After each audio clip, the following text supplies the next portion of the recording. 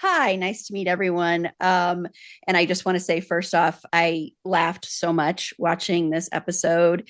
It was so well written and directed and acted and so entertaining. So, congratulations to all of you. Thank you so So, much. By the you're way, Thank welcome. you. that never gets old to hear. Mm, mm. I bet. I bet. I did want to ask first, I wanted to start out just, I know, Assad, for you, you your inspiration was a lot of your own real life dating disasters. And I'm wondering, through writing this and through also watching maybe Jake and watching the episode back, was there any kind of like a healing or like looking at these things differently than you did before? I think it was a sense of therapy, basically writing Mm. this and seeing it act out. I was like, oh, I was kind of stupid when I was younger, putting myself in these situations, which is, I think if I had a child, I would probably say, don't do this. This is the exact opposite of what to do in your life. But there was a sense of I had to laugh at the situation, otherwise I was going to cry. I mean, for example, that encounter where Jake gets locked in the house because the guy's energy ran out. That was my first encounter with a person. So the fact that that was my first, I don't know what that says about my life and what road that put me down. But that kind of, I'm glad to say it didn't set the tone for the rest of my love life. But yeah, it was therapy. We can only go up from there. One would hope. Yeah. Yeah, hopefully. And then for Rex and Jake, were there any of these moments that you related to or that like struck a chord of similarity for you? I'll ask Rex first. No, no, I've had an incredibly successful dating life. All right. Rub it in. Rub it in. I couldn't relate Jesus. to it less, actually.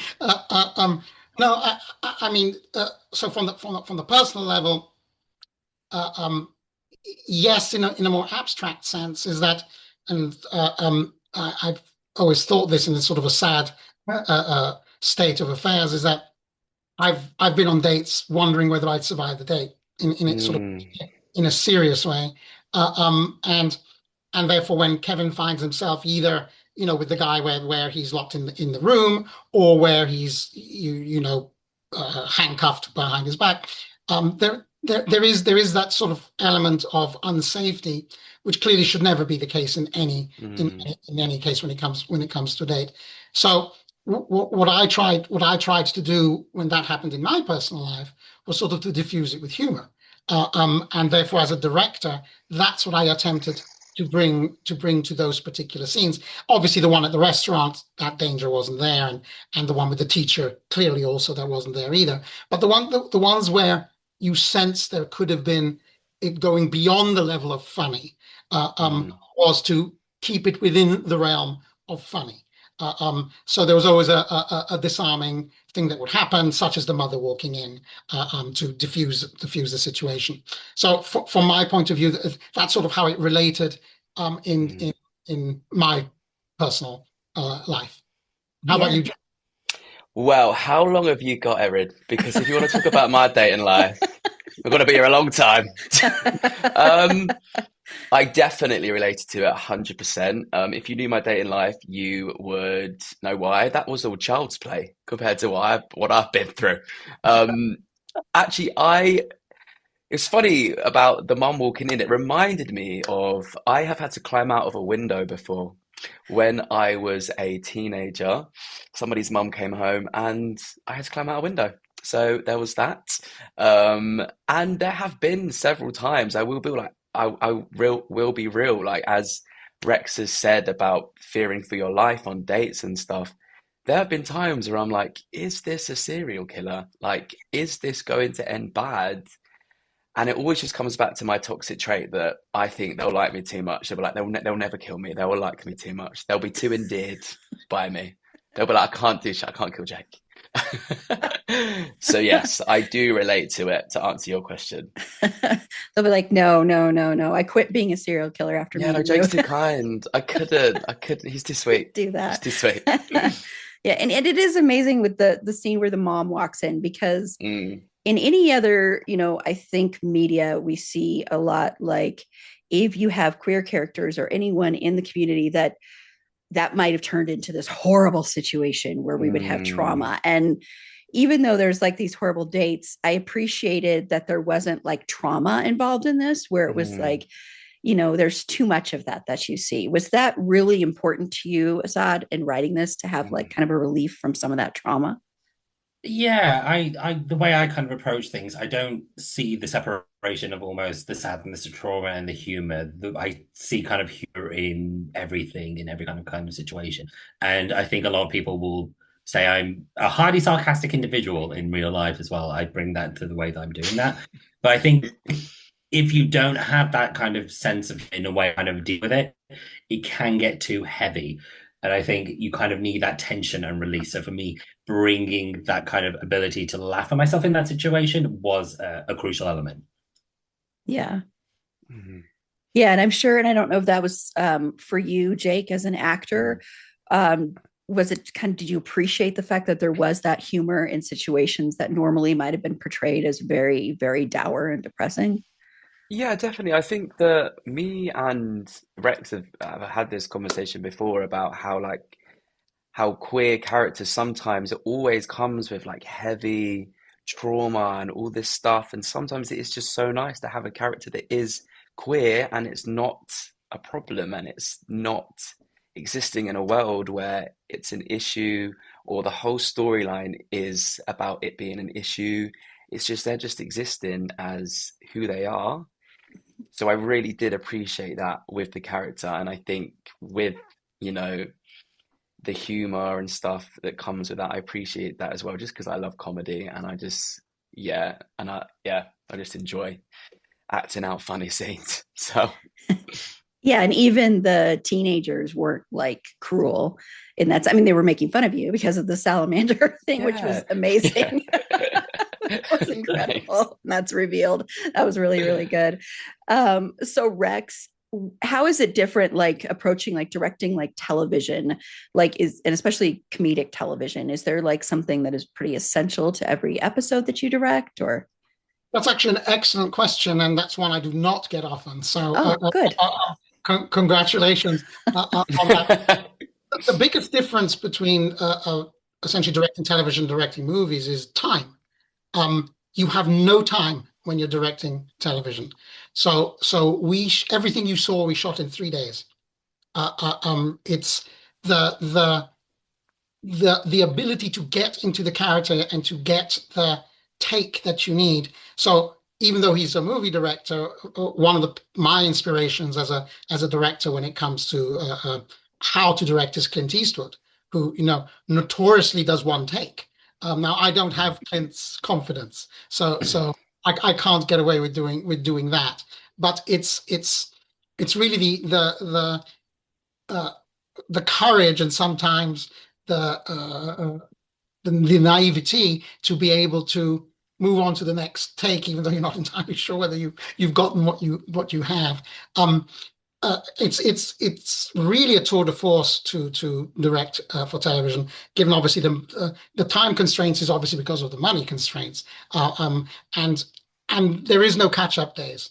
So unlike in a film where you can tack things on at the end and do reshoots, I mean, the notion that a commissioning editor is going to give you more money to film more days in television, I think that's for the birds. So my main concern was, how do I get the performance that I need with Mhm. the incredible script that I have and the incredibly talented actors that I have in the tiny time frame that I'm given to do that? And if it sounds that it's not an entirely artistic endeavor, well, that would be correct. Yeah, and any kind of medium like film and television, I think, is just as collaborative as film. So yeah, you've got, and I know a lot of people say, writers say, Assad, that in television you have much more control. I mean, you say as far as that goes, like, in film, it's known that, like writers are like kind of like shoot away. So was that the case with this? Did you and Rex like collaborate a lot, or how was that process for you? I'm interested in the answer on this one.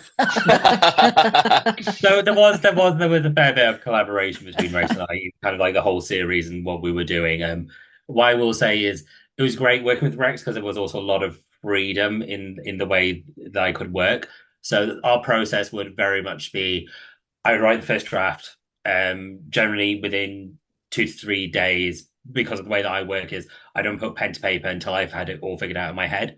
And I always think of writers as we're actors who can't act, basically. So I'll have the voices going through, I'll go through like the dialogue and say out loud to make sure it works. Then I'll get it down and I'll have it there. That then went over to Rex, who would do a kind of first draft kind of comments and suggested edits. I would probably say about 80% of your edits, I would say, okay. 20%, if I'm being generous, I'd be like, are you crazy? No, I've already thought about it. This is the reason why I've done this. So that would tend to happen. But generally would come back, I would do like probably a second iteration. Very rarely would we need to do a third, and then it would go there. We work quite well when there's a separation. That's what I will say. Yes, so what you're basically seeing, Erin, is second drafts. Generally, the process would be first draft, comments, second draft, finish. Asad should cover his ears now. I mean, when you have the benefit of the enormous talent that came my way through the writing, it really made my job very, very easy. I mean, I would be laughing out loud reading the scripts, which is, as you know, very difficult to do. And I would see it immediately. The visuals, and that's not because I'm some particularly great talent. It's because the material I got was so good that, frankly, the way I saw it is if I just stood out of the way, it would flourish on its own. And then when you get the Jakes and the Ryan Sampsons and the Cecilia Nobles of this world to join in at the latter end of the process, I just saw myself as a traffic light more than anything else, telling them where they should go. And I mean, Jake can tell you, I don't really give much character direction. I mean, we talk about the character, but once we're on set, it's really the actors who bring it all to life. Yeah, and I will also say on that front, I'm one of those script writers that believe you have to, as a writer, see the script as a finished product for you, because what you will see on screen is not what necessarily is in your head, and that doesn't make it wrong. Jake brought an element to the character that I didn't envision, but it was better than what I could have envisioned it as. So to me, it's a separation, but it's brilliant. It's a great evolution of what could have been. It's like letting go of that child pretty much that you created and let them My baby grow has by gone themselves. free, he's gone to college, let him go. And then Jake, I truly believe that comedy does not get enough credit for how difficult it is and how amazing the performances have to be. And you were so great. So I'm wondering, when you're approaching comedy and you have to perform that and you have to hit those notes, what is your process there for like being funny without trying to be funny? For me, all of the comedy comes from character.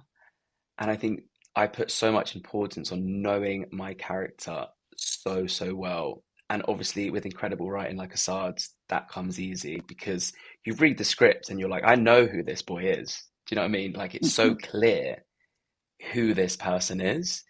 So that was easy. Like with the script, it was just super easy to act and super easy to, come up with the character from. With the being funny without not really trying, probably getting a little bit bullied when I was at school might have helped. To build up a little bit of resilience, I had to use humor. I just think it comes from really knowing your character and kind of putting yourself in the situation that character is in. And obviously, you've got the comedy timing and things like that, and like it's all like tone and how you say things. And if I'm honest, when I'm in character, I don't really think about, okay, this is going to be a funny line now, because I think that can be a trap as well, where if you try to be funny, it doesn't work. I just think you need to trust the character, trust the situation, trust the writing, that it's all funny enough. You don't have to force it. If you know the character, if you know what's happening in the scene, it will come. Yeah, that's a great way to put it. Yeah.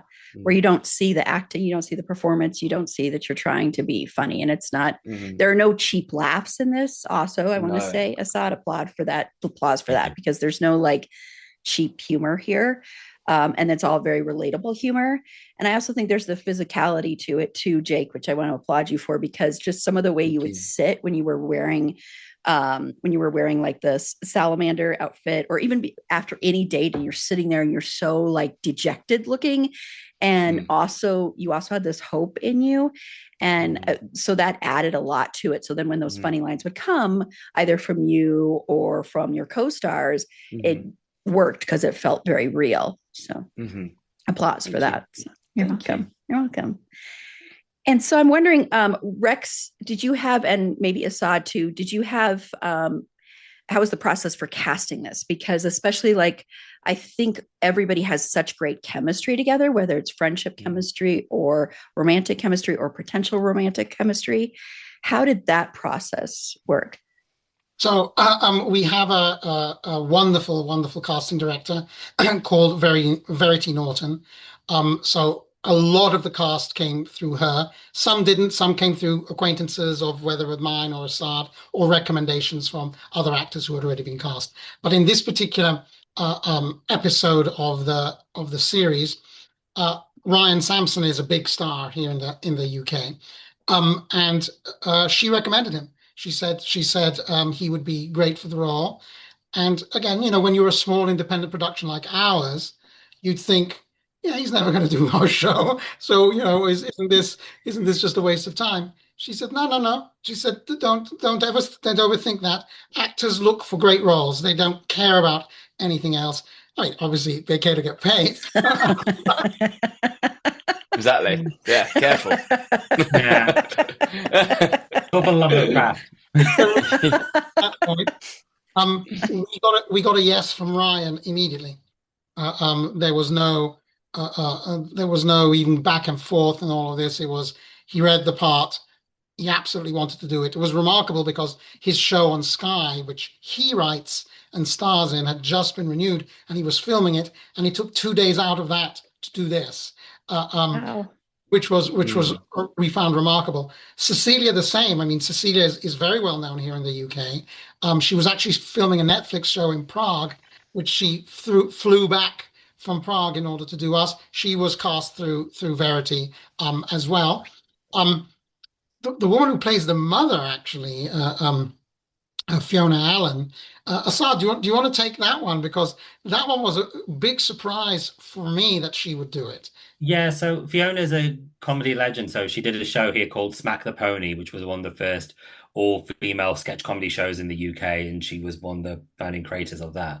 So to get her was kind of a coup, and I don't think we actually imagined that either. But she was great. She was actually absolutely great and brought great warmth to the character as well. Correct. And I asked her, when she came on set, I asked them all, why are you doing this? It's sort of a self-deprecation way of me getting through. Maybe that's my therapy of getting it. And she said, look, I get offered things all the time. And she said, honestly, it's all shit. And yet I read this and I laughed. I literally laughed at the reading of it. And I said, I have to do it, even though her filming role lasted 2 or 3 hours.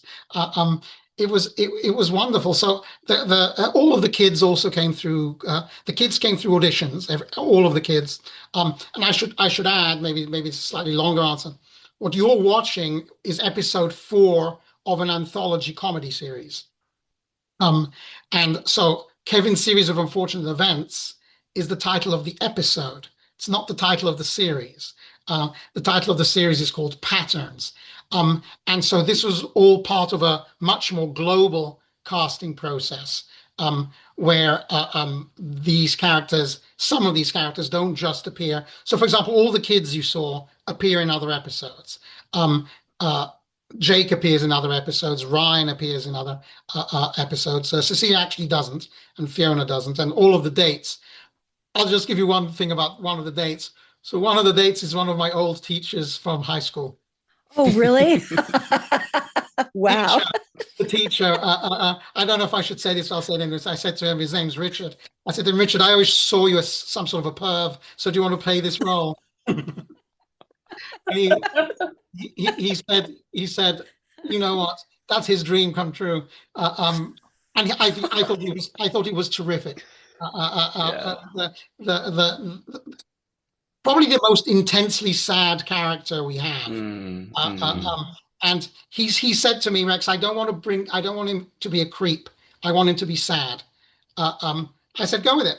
Go with it. Sad works. It's not an image of another character that we have. And the pathos that he brought out, I mean, it's sort of heart-wrenching a little bit. I mean, you could tell this is just a very lonely person. And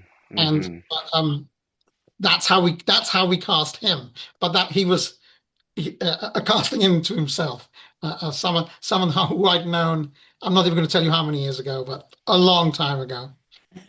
Yeah, and that character, I would think, and Asad even writing it, and Jake even being in that scene, was probably the most tricky character. I would think, to make sure it wasn't coming off as predatory in any way. Yeah. Even though Jake is an adult, but even like putting the outfit on, and I don't want to give too much away, but so how did you kind of do that line, Asad, and then Jake as well, performing in it, of, not crossing over into any kind of creepy territory?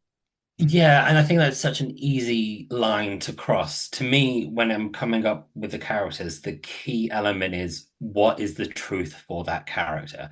So I can't write this character from the perception of someone else. It has to be, if I am in this character's shoes, what are they trying to convey? Why are they feeling this way? What is the emotional core that is behind this character? So with that character of the teacher, what was the element of him wanting to do that? Where was he coming from? I had to find that, and then the dialogue came from there, and I had to go, okay, this is just a man reaching out for some form of kind of interaction, human element. So the way that I need to approach his dialogue needs to be from that bit. It can't be, as you said, that predatory caricature, which would be so easy to go into.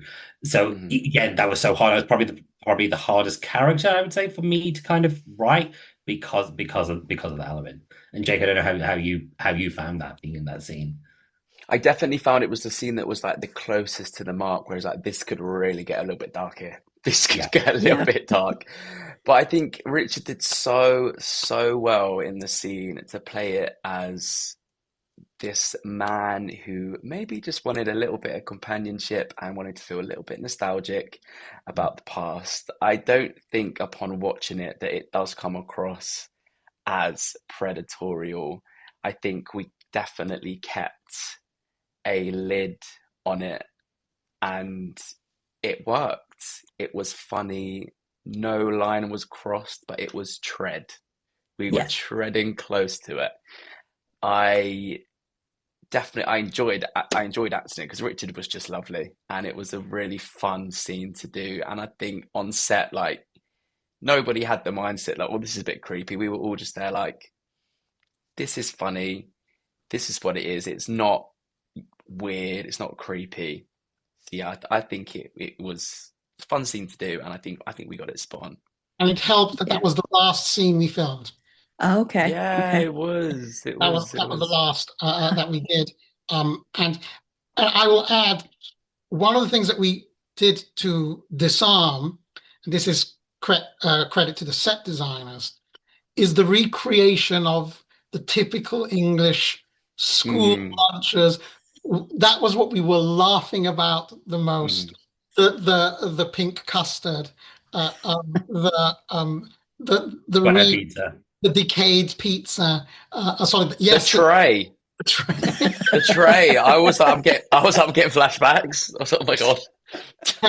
What about the Capri Sun orange juice? I mean, we took incredible care that the detail is exactly what an English schoolboy growing up in the noughties would have experienced. And in fact, all of us there, even the ones who'd been to school earlier, was like, oh my God, this is exactly what it was like in school. And I think that sort of diffused tension and actually sort of helped characters on set never really get close to that line that you were talking about, because we agree at that point it becomes a different episode and not really one that we want to tell. Mm. Yeah, and it would have ruined the whole everything. It would have just, yeah, yeah. And as someone from the United States, it's typical. It was representative of that as well too. So that lunch too, a little bit, with the exception of a couple of things, but even that tray looked pretty familiar too. So that tray, yeah. And Jake, going to your acting partners in this, and especially, Ryan and then Cecilia, what was that like? Did you have any, because I know you're doing an independent thing, so you probably didn't have much rehearsal or any rehearsal. How did you both approach that? Did you have any chance to talk to each other about your characters, or did you just go right into it? With Cecilia, I remember Cecilia was the first day of the entire anthology that we were filming. Was the first day, was that scene in the nurse's office with me and Cecilia. We didn't have much time to really talk about the character. We got straight into it. Rex was in there giving us, talking us through the scene.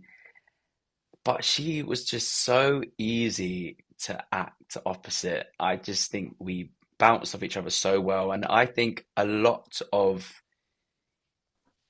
making a scene work comes from the in-between, when the camera's off and before it goes on again. Just chatting and being with that person. I think that's all so important to build up that rapport. And she was just really easy to build a rapport up with. And I think we both came into it knowing who our characters were, knowing the scene. Obviously, the scene that's been written extremely well. So it didn't take much preparation with us together, really. It just happened. Yeah, it was very natural. Like you could tell without having to say anything, like your relationship already and the dynamic there. And especially in all the different scenes, it almost was like, oh my gosh, I have to hear another dating story. And I love when she says, I have to just fight them all off. I don't know what you're talking about. So good. I thought that was a great line. Yeah. Yeah. And so then I want to talk about the salamander, because Asad, how did you write this character? And then the costuming and everything like that. So Asad, where did that come from? So there's two elements I was going to say. So the tangible element is, I'm pretty sure no matter which school you go to, you have those disastrous plays about, no, kids, don't do drugs. Be careful about your online world. That trauma still lives with me. That still is very much a part of my psyche. So I was like, I have to impart that. I have to impugn that from my kind of body somehow. So that was one way of doing it. The other is, I have no idea. It might be some element that lives in a nightmare somewhere, maybe. Maybe at night when I'm asleep, a salamander comes to me and tells me everything I've done wrong with the day, which is very much, it could be a thing. It just felt right when I said online safety salamander. I was like, yep, that kind of mixture of words just feels real. And so it came to be. And the costuming, we had a great costume designer on set, and someone who was dressing the characters. And he found this, and when we saw it, like, yeah, okay, this is it. This is what it looks like. We don't want it to look too expensive. We don't want it to look too designed. No. This is a British school. They don't have any budget. Something like that. Yeah, that's exactly what they would have. Yeah, it looked like a parent would have sewn it together. Yeah. I mean, I still have it. I kept it. Because I was like, at some point, I want to wear it. The tongue is just that tongue just kind of hanging out, not really. Can I also say that I don't think you really see it in the film, but it has padding on the bum. It gives you a big bum. Yeah, I was loving it. There's a video on my Instagram. Obviously, no one knew what I was filming. There's a video on my Instagram where I have it on, I turn to the side and I show he's got a big bum. It's a salamander with cake. It's amazing. You're like, I've got to borrow that part. Cake. Yeah. I love that costume. I'm just gutted that Asad's taken it back, to be honest. I wanted it. I'll have to go find your Instagram and see that picture. Yes, please do. Please do. Yeah. Yeah. And then lastly, I want to ask each of you, as much as you feel comfortable sharing, what did you learn about yourself as an artist through the process of writing this and making this? Asad, I'll start with you. I have a sick sense of humor. I think that's probably fair. I'm pretty sure I probably knew that. But I think it's the thing that I really learned is people connect with things that you don't actually necessarily think they're going to connect with. So people finding heart in these characters was something I wasn't necessarily expecting because, as I always say, I'm dead inside. But it's quite nice to actually see that there is that element there that people are connecting with. So that to me was the big surprise. And Rex? Well, I mean, for me, the process was I found it particularly wonderful because I love to learn from the people I work with. I mean, the other two people here present might disagree, but I think I'm incredibly non-dictatorial in my on set, and in a sense, maybe too democratic. I love to hear what other people have to say. I get people's opinions, and working with the actors, there isn't an actor, young, old, rich, poor, male, female, non-binary, that I haven't learned from. And so for me, growth of an artist, my growth is experiencing the work that other people bring to me that I'm just so lucky to experience in the very fortunate, privileged role that one has as being a director of a project. And I'm just incredibly grateful, and I just wanted to continue. Oh, that Jake. I think I learned that, it's quite tragic that I relate to this character and that my life is obviously just as tragic. I'm joking. I learned that really, really great things happen when you believe in yourself and you surround yourself with people who also believe in you. I know that's quite deep, but I think there's been times in like my acting career before, I think every single actor will say this. It's just a lot of self-doubt, a lot of like, oh, can I do that? But when you really believe in yourself, like amazing things can happen. I think with this project, I think I did learn that. And I think it was the turning point for me in terms of I've got what it takes. Well, thank you all so much for answering that question and speaking with me. Really, I really, really enjoyed watching this. And like I said, I laughed like a lot watching it as well. So, and all the performances were great. So applause for all of you. And thank you again for taking the time to speak with me. I wish you all nothing but the best. So thank you. Thank you for your time. Thank you so much. You're welcome. Thank you, Erin. Lovely You're to welcome. meet you. You too.